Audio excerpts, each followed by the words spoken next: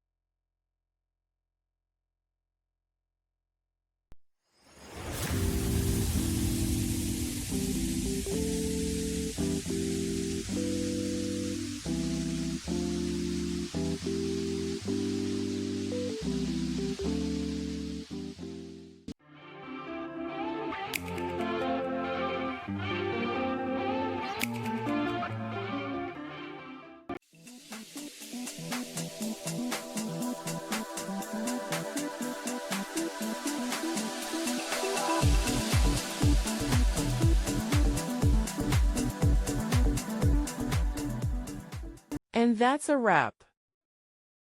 I hope you found the answer you were looking for. If you did, take a second to hit that subscribe button. It really helps out.